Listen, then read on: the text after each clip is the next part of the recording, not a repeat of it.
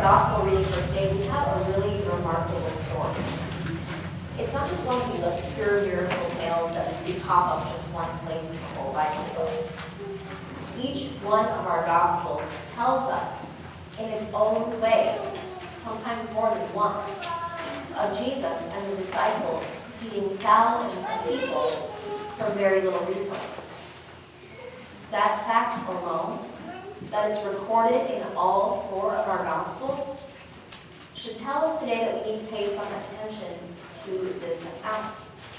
Certainly it has something to say, many things to say to us now. In Matthew's account, here's what's going on. Jesus, as well as the crowds, has just gotten word that John the Baptist has been killed, beheaded at the request of a young girl, the daughter of Herod's wife. You have to understand that John was seen as a threat, as someone who might incite the lower classes to rise up against Roman rule, or at least that was the fear. When Jesus hears that John, his own relative, has been cut down, he leaves and goes to a deserted place. He withdraws, perhaps to grieve or to pray. But yet Jesus can't seem to catch a break here. The crowds have heard about John's execution, so they run to find this new and different teacher, to this one whom they are told to heal and restore those among them who needed healing of any kind. When Jesus sees these thousands of people, a good 15 to 20,000 probably, because you have to remember that the text says 5,000 men, plus women and children. When he sees these thousands of people, we're told that Jesus has compassion for them, and that he does cure their sick. He does this out in this wilderness place. They have little to no resources, not just because it's a desolate place, but because, much like the world we live in, a lot of people cannot afford one of the basics of everyday life: food. The crowds are hungry, and the nearest communities that can provide for any of them couldn't handle or meet the needs of so many people. And yet the disciples, in all of their brilliance, encouraged Jesus to turn them away. It doesn't seem to occur to them that simply turning away these people would only cause or create a bigger problem. But Jesus has this under control. Or rather, he tells the disciples that they do. Feed them, he says. But they only have 5 loaves of bread and 2 fish. I know if I were one of these disciples, I'd be thinking that Jesus was pretty crazy, or maybe even naive, thinking that they could do so much with so little. Logically, it just doesn't make sense. But we know the end of this account. Jesus blesses the loaves and the fish, and all are fed, and there's needed leftovers. A lot of them. And everyday injustice in the Roman Empire has been corrected. The needy have been cared for, and no one has been turned away from Jesus, or from the chance to see who he is and find out what he can do for them and for the world. So we ask ourselves today, what's the miracle here? Is it feeding thousands of people in such a lonely and desolate place from what started as so little? Yes, that's certainly a miracle, but I think that there's more to this text and what's going on here. What we have here is another instance, or what we might call another affirmation of what kind of God we have. In Jesus Christ, we see that God can restore, show compassion for, and provide for any and all who have a need. We also find this all over the place in the early Israelite stories too, in what we call our Old Testament. We have God giving manna in the wilderness. We have God providing flour for the widow at Zarephath, her starving family, and the prophet Elijah. This God provides where there is need. Not like the false Roman gods who they were told back in those days couldn't really care less about the needs of those who were poor, in need of healing, or starving.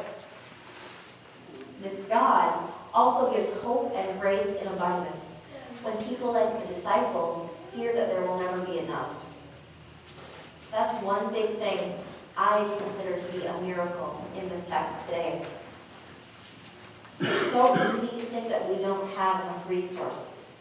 We don't have enough people power or number of volunteers to make things happen. It's easy for us to see the work of the gospel as something too big for us to take on. But here, we see Jesus providing a different way of thinking. Feed them. Give them something to eat. Just do what I told you. It'll be fine. And it was. Perhaps one of the miracles here is a change of heart within the disciples. They've been following Jesus all this time.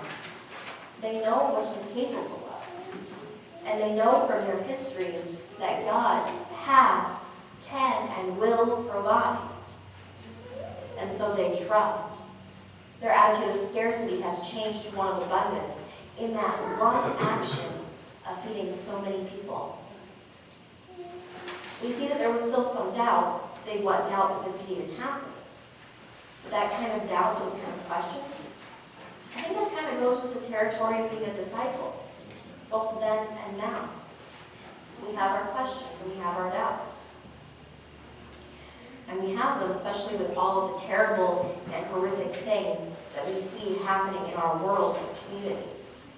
And when we see all of those things, it's really easy, I think, to have that attitude of scarcity like our disciples had. What can we do about the hungry and poor in our areas? How can we affect any sort of change in the world that will make wars to cease and create real equality for all people? And we even have this attitude when things aren't necessarily bad, but frustrating. Like when we have a project that we just want to get done and we just don't see it happening or enough people there to help us. We wonder, how can this be done? How can the work of the church, how can the work of God be done when it doesn't seem like there's enough help? The truth is, we are limited. And that can be daunting when we see bad situations that we want to get better. But we have to remember that we don't face these situations alone.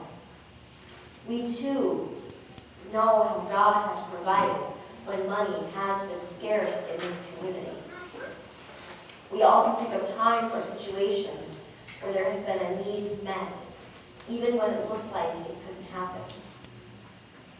It's God who brings the abundance, and it's God who motivates and changes our hearts when we face dire situations or feel like we lack what is needed to help other people. This story in itself makes me admire people who can trust so faithfully, even when they have little resources, in God to provide for them.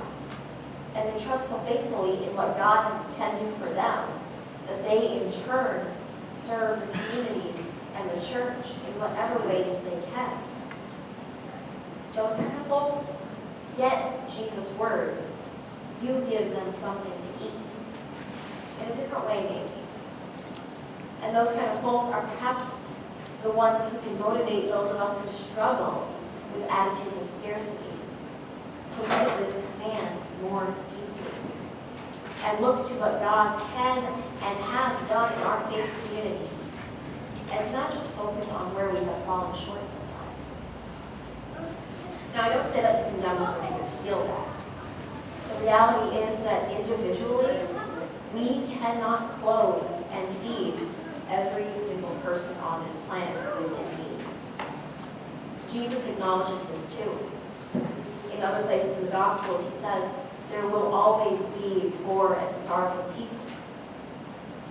And yet, God provides. So maybe this account can help us to get more creative as we think about it. Maybe it can help us to trust in what God can do through us, and where God can or will push us on to take on other tasks. Like last night, when I was talking with and preaching to the folks who were here for Shaylee Fletcher's baptism. Tasks like praying for those and supporting those who are newly baptized as they journey with Christ. Or to see where what seems like little can become much or enough for those in our congregation or community who need some help or assistance. But it's more than giving aid like a social agency.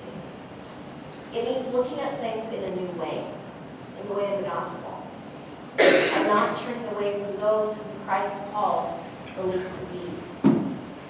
Not because it's the moral or right thing to do, but because Jesus commands us to. We are today's disciples. So I have to wonder, what would happen if we just turned people away because we felt we were incapable or didn't have enough to help them? The cycles of violence, scarcity, apathy, and poverty that we see running so rampantly in parts of our world may only get bigger or worse. And we know that that's not the kind of world God has provided for us.